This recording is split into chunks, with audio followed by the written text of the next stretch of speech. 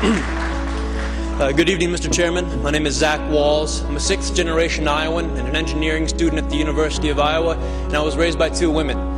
My biological mom, Terry, told her grandparents that she was pregnant, that the artificial insemination had worked, and they wouldn't even acknowledge it. It actually wasn't until I was born and they succumbed to my infantile cuteness that they broke down and told her that they were thrilled to have another grandson.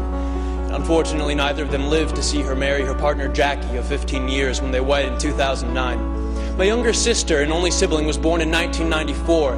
We actually have the same anonymous donor, so we're full siblings, which is really cool for me. And I guess the point is that our family really isn't so different from any other Iowa family.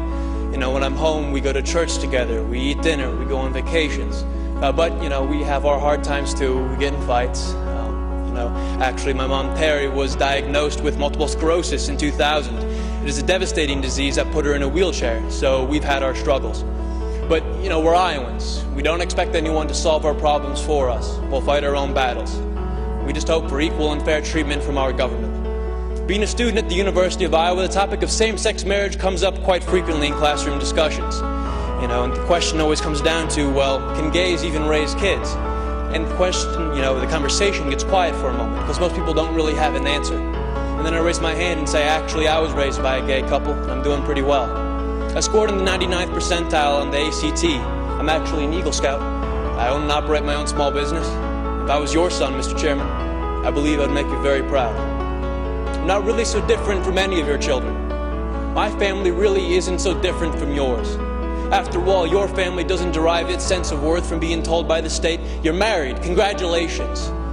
No, the sense of family comes from the commitment we make to each other, to work through the hard times so we can enjoy the good ones. It comes from the love that binds us. That's what makes a family.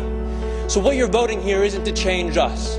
It's not to change our families, it's to change how the law views us, how the law treats us. You are voting for the first time in the history of our state to codify discrimination into our Constitution. A Constitution that, but for the proposed amendment, is the least amended Constitution in the United States of America.